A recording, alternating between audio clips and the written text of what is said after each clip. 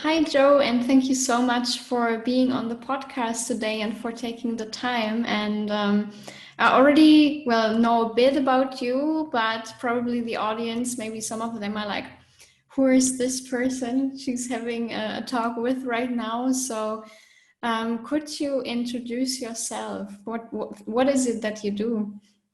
Yeah, sure. So thank you so much, Lisa, and thanks for having me. It's so beautiful to do this with you.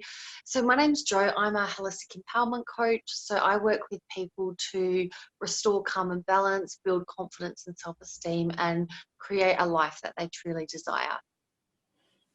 I think it's amazing what you do because, like, yeah, there are so many people who really need this.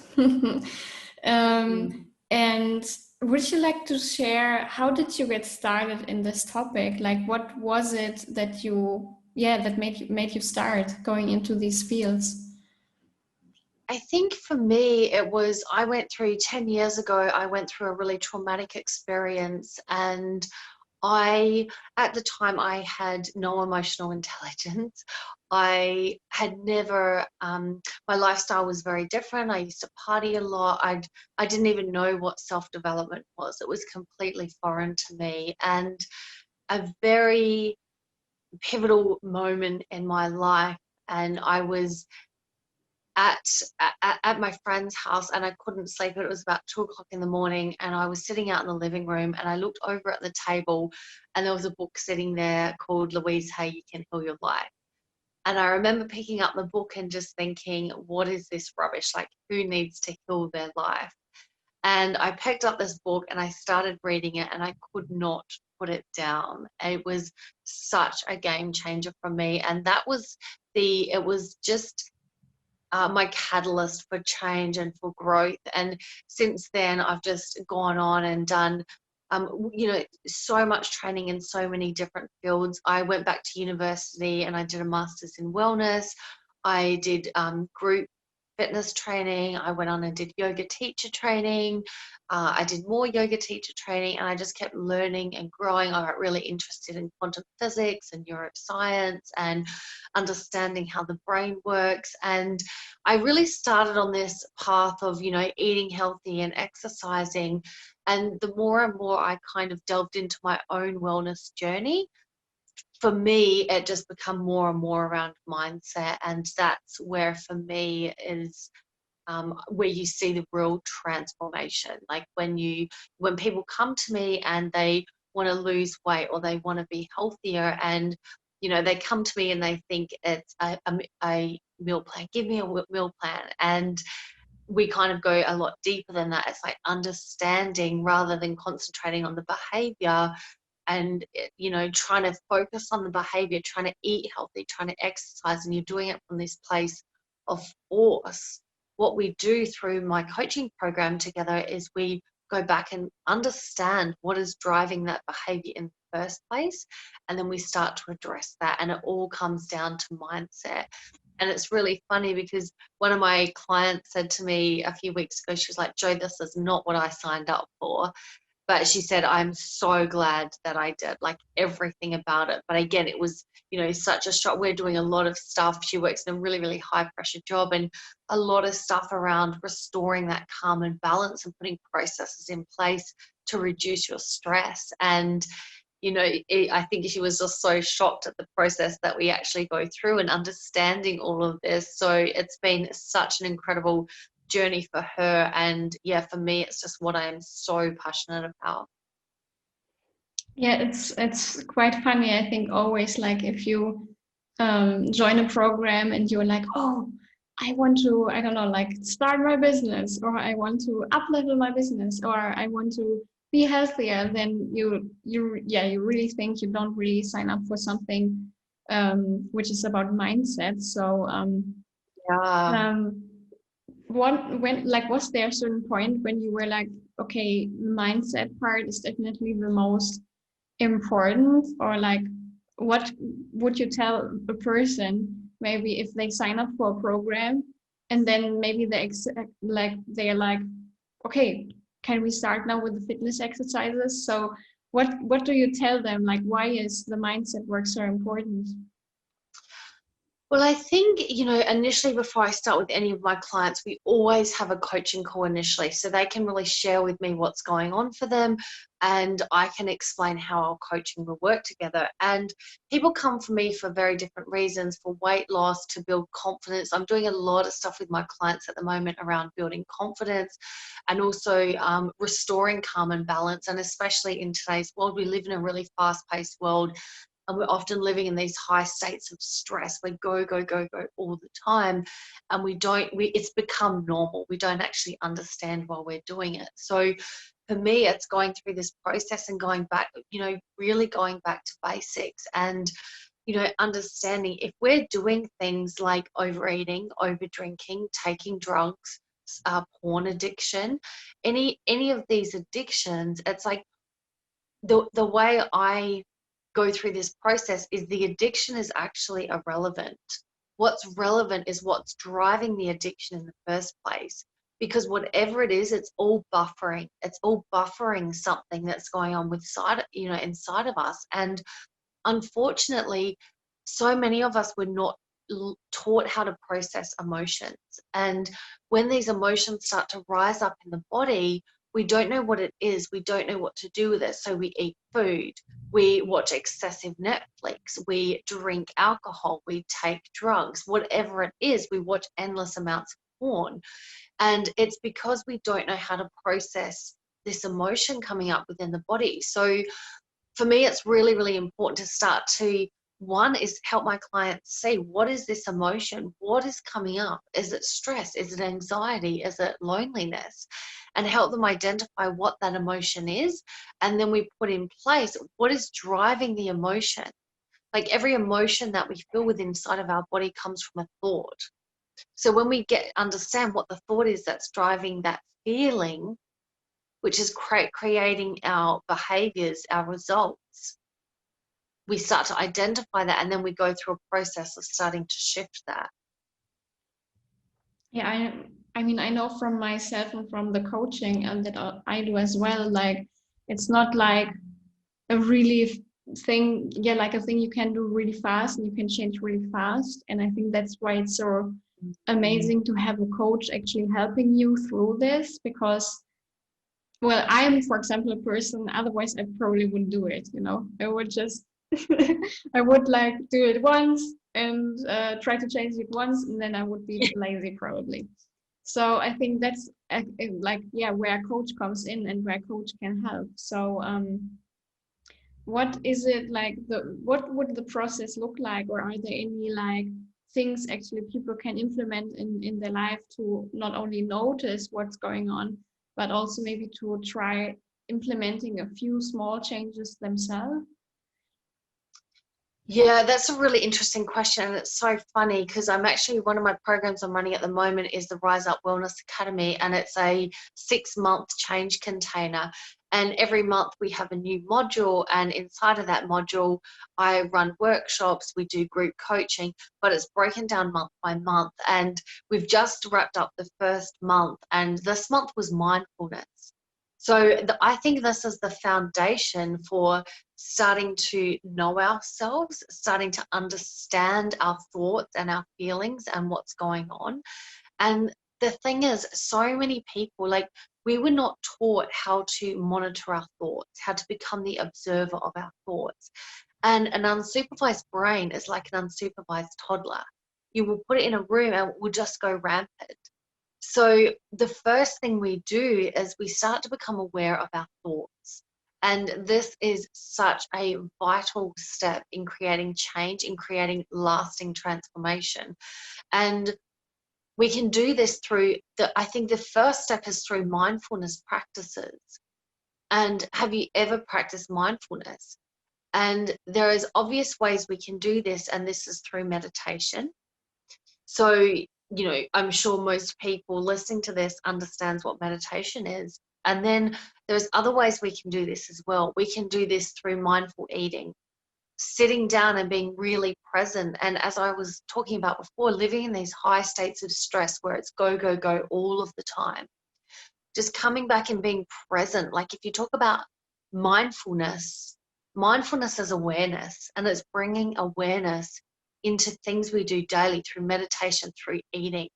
Eat slowly, be present, get rid of your phone, get rid of the TV, and just be there present by yourself or whoever you're with. Chew slowly, smell, taste, notice the texture, notice what's happening in the body. We can do it through that. We can do it through walking. I love doing a mindful walking meditation. And, you know, again, we can go out on our, and I catch myself doing this. I love walking on the beach. I walk on the beach every day. And sometimes we're up in our head, go, go, go, planning, what's next? Like our minds are crazy. And it's like, whoa, just stop. Connect, think of the five senses. Connect to the sounds of nature. Connect to the sight. What colors can you see? What can you smell? What can you taste? Maybe you can taste the salt water or the forest or wherever you are. You know, really connect, feel each foot, connect down into the earth and really feeling that, feel the clothes on your skin, feel the sun on your face, the breeze on your face, connecting to all of those senses. And when we step into this mindfulness, this awareness, everything around us changes. Like the colors change, everything changes. And this is the first step, I believe, in starting to create this awareness, this self-awareness, which is where we make this lasting change. Yeah, I love that you mentioned mindfulness. It's also something I really love, and what really helped me when I was in this phase where I noticed, okay, I want to get out of this hustling mode. I want to get out of this stress I actually put on myself. And then I also became a mindful therapist. So I really love the things about mindfulness, that it's so simple and everyone can do it. So you don't really need much for it. And you can do it as like with really like simple things, like you said, like with being mindful when you eat and when you go for a walk. Because like many think like, okay, a meditation, but it's really hard. If I sit down, all these thoughts come up. And I think especially if there are so many thoughts, because maybe we have never listened to them, there's so much going on. So like a walk can feel way easier actually at the start than just sitting down and hoping to think of nothing. Because I think so many people actually think it's what meditation is about, like sitting there and thinking of nothing, and then they stop, so they get frustrated. So I think these tips are really great. I think like probably also one of the most biggest problems is that we distract ourselves so much that we don't even notice that we might need a break, that we maybe should sit down and reflect on things, that we don't even notice like that we are stressed probably. So are there any signs maybe someone can search for in themselves to really notice if they're stressed and maybe just distracting themselves with like things, like whether it's work, whether it's Netflix, like you said, whether it's food or anything else? Yeah, I really love that point, Lisa, and I think that's such an important one, this distraction, and we find ways to get ourselves distracted. And that can come in many forms. It can come, I think, you know, today, and especially for women, I think the number one thing that people are using as a distraction is food. Because there's this busyness, this anxiety, like so many people are suffering from anxiety today. And you don't know how to do with it, and so you reach for food, and it's like this emotion is rising and you're suppressing it down. It can come overworking is a huge one, and I was stuck in this loop for many years. I used to work insane amounts, running on no sleep, go go go go go, thinking you're so busy. And it's like it all comes down to it's a choice. And what are you running from that's really going on? And looking at anything in your life, if you have to come home every day and have a drink, that is buffering something, that is a distraction. And I think I really love that word, like distraction. And even I see people do this, you know, through my yoga classes and meditation classes, and some people, I've seen people do my yoga for 6 months and I can't stay for meditation. I'm so busy. And it's like this. I'm so busy. I've got to run. And it's like, you're not busy.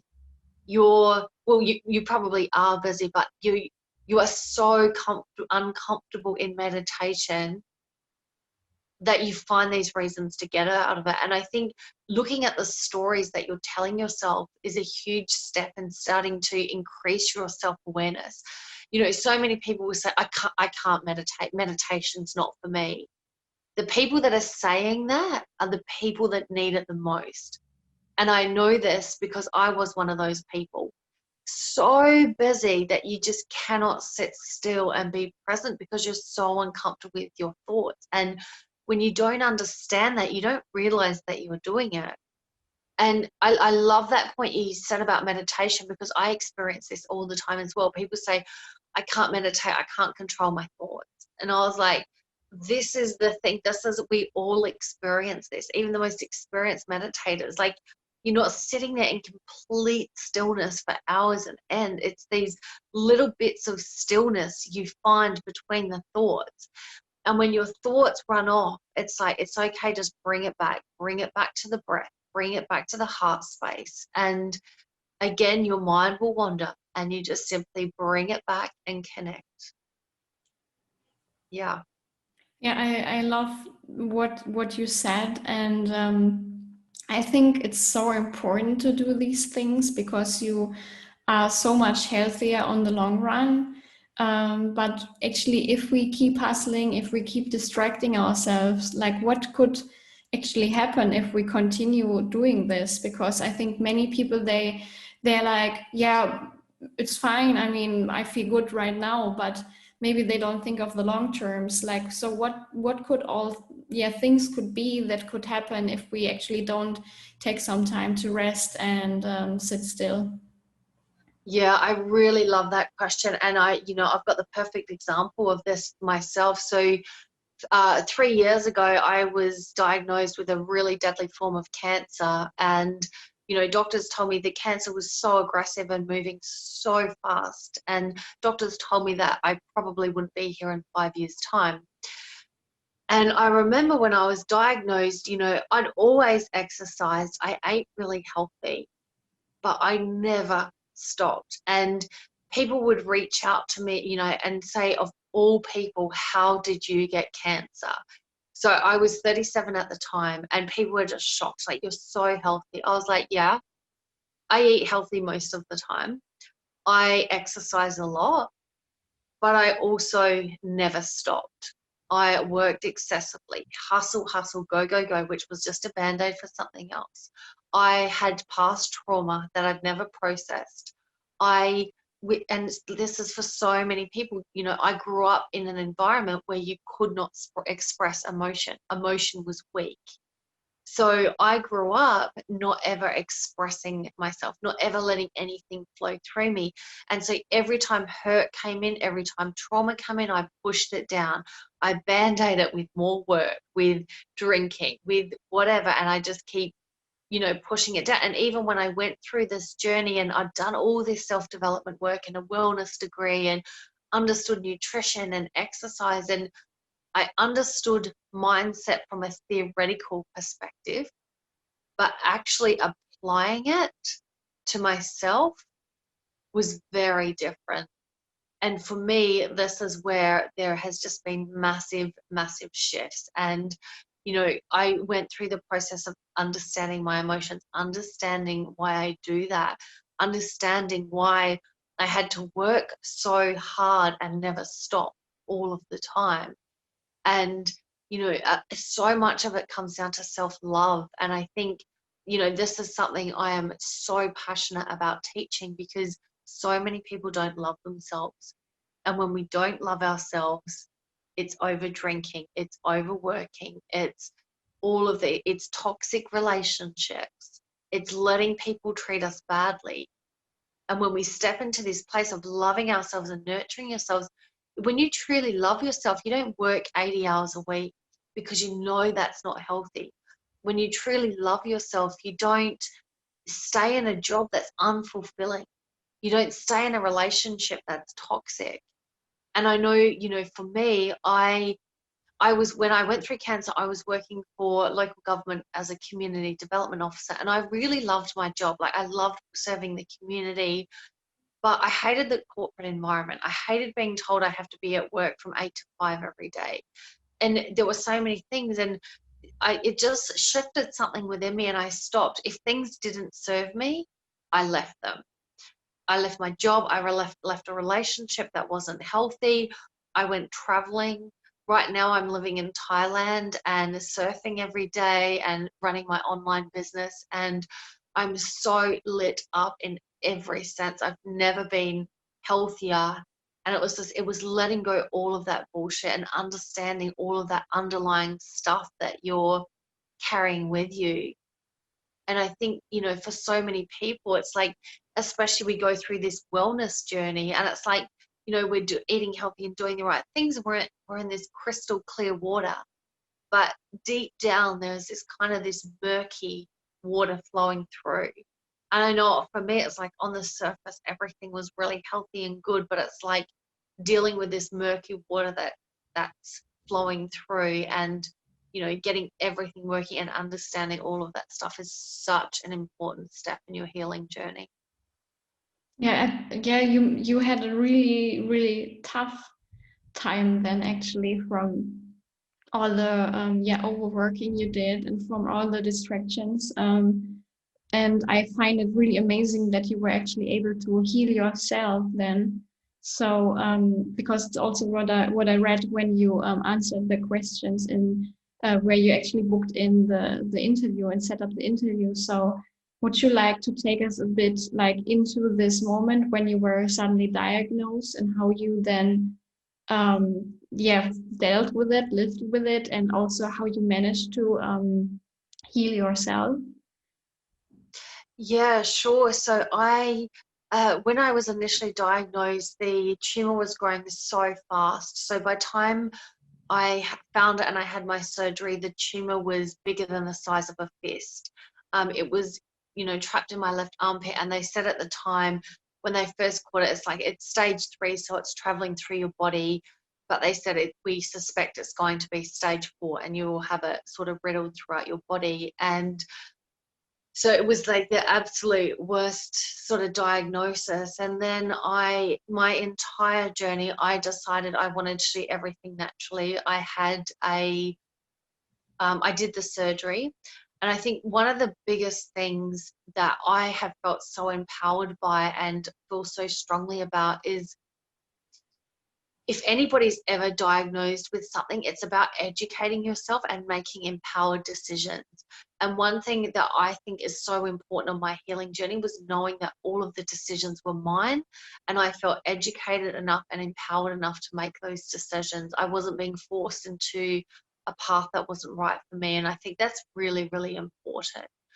I think, you know, having understanding, like before it gets to that point, is, you know, understanding holistic health and all of your options. And I think that's where I was so lucky, because for so many people it's like you're going down this certain path, this conventional path, and for me it was like, nah, what natural therapies can I use? And you know, it's the mindset stuff. I did vitamin C intravene, I did ozone therapy.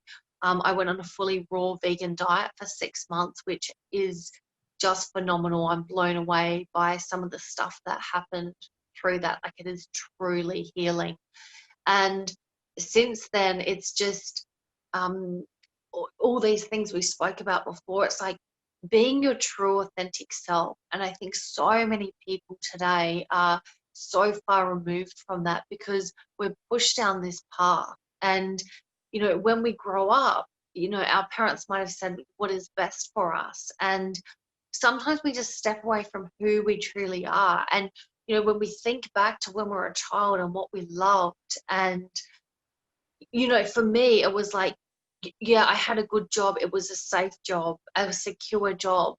And for my parents and other people, that is the be all and end all, that safety, that security. But for me, it wasn't what lit me up. And, you know, I carried massive feelings of guilt around leaving that.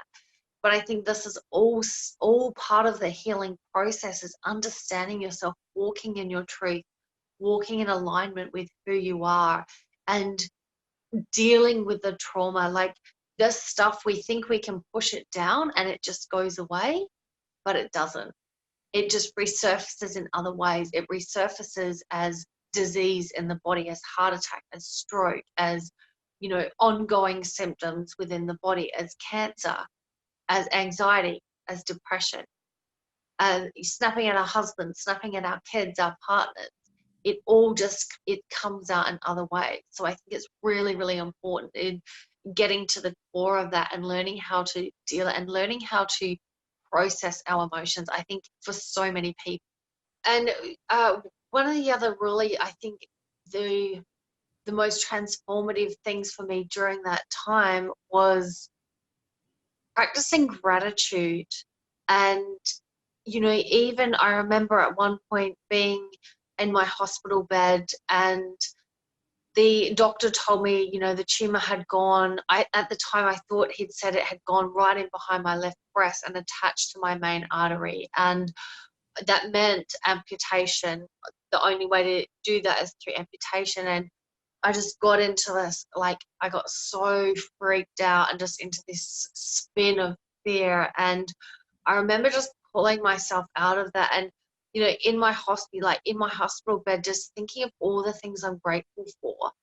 And, you know, all the people that were there for me, and all the love I was receiving, and all the amazing things in my life. And the next day, I, you know, just walked out. I snuck out of the hospital and went out into the sun, and I just sat there and, like, breathed in fresh air, felt the sun on my face, and just in that moment right there was just feeling gratitude for everything I could. And visualizations, this is another really, really powerful tool, and I think we can use this in any area in our life.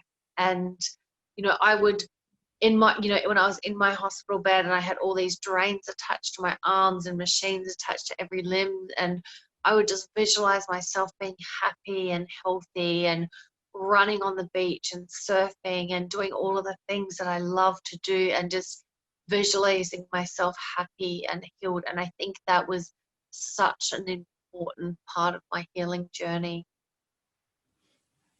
Yeah, it's amazing how much hope you still had, I think, during this hard time. I think, well, my boyfriend went through something similar, so I think it's always like, especially the person that goes through it, probably once you know what it is, even though, yeah, it's something not that easy to really chew on. Probably you are a bit relieved, maybe even because you know what it was. That was probably before, like expressing in like feeling really, really unhealthy in your life and wanting to change something, and maybe also like not knowing what it was that was maybe draining your health. So probably that's also something that really helped you, probably, like at least getting diagnosed and knowing that you can change something, right? Yeah, it was probably a little bit different for me because, to be honest, um, I didn't really have any fear going into it. And I remember it was only, I'd been experiencing this shoulder pain for about a month, but I'd had a lot of back pain previously, so I just put it down to that. And I went and got it checked initially, and the doctor just thought it was a cyst, so I went away and went back. So by the time they found it, everything was super, super urgent. So it wasn't this long drawn out period of not knowing. It was really quick. Like, once they actually knew what it was, everything was actioned very quickly. And I think too, like, I'm also such a massive believer of not worrying about something until we need to. And, you know, even when I was having autopsies and biopsies and that sort of stuff, I made a real effort not to worry about something until I literally had to worry about it. But yeah, then you stop worrying about it. Thank you so much for sharing everything.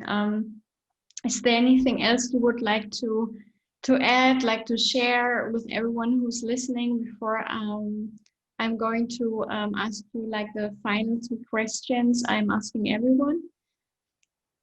Oh, that's all right. You can just jump straight into the All right. questions. So, is there like do you have any like favorite resource to learn new things, like whether it's a book or you read, or whether it's a podcast you love listening to? I think one of the biggest ones for me was Louse Hay, You Can Heal Your Life. That was, a real game changer. I love her. I love her work. I'm a massive fan of Joe Dispenza. I follow his stuff. I've learned a lot of his stuff. I love his research on the brain and bringing the scientific research um,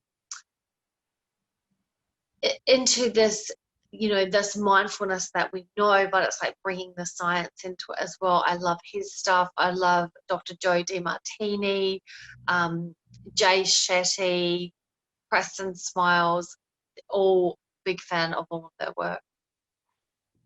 And is there any quote you live by, or like any motto you have in your life? It's a mantra I have in my life. I can't really think of a mantra off, the top of my head, but I just think that like self-love is the key to transformation. And I think when you understand that and when you truly start to love yourself, I think the world around you changes, like everything shifts. So probably you already answered the next question, which is if you had like a magical wand and you could change something in the world or give something to people, what would it be? To know that you are enough, to know that you are worthy. And I think if everybody could truly feel that, it would just end so many problems for so many people. And to know their worth, to value themselves. And this is one of the reasons I'm so passionate about doing what I'm doing and educating people in these areas, because especially I feel like a lot of our generation was raised like this, of not loving self. We live in a culture that promotes, massive corporations, they increase sales by decreasing self-worth in women and men. We're not good enough. We need this product. And we're bombarded by these unrealistic images from really young ages. And I think, the younger we can teach this self-worth, the better. And then it's like these young people don't spend their entire lives trying to work out their heads. It's like you can just enter this life knowing your worth and valuing yourself. And I think that would be, I would love to just spread that magic wand around. Thank you so much for the great interview. And if there are now listeners like, wow, I really love what you said, and where can I find her? So where can people find you? Where can they connect with you? The best way to find me is probably, I've got a Facebook group called Find Your Flow. So you can find me in there. My Instagram is Find Your Flow with Jo. And then I've also got my website, jodraper.com. So through any of those avenues. Thank you very much for your time. So welcome. Thank you so much for having me. It was really beautiful to join you, Lisa. I appreciate it.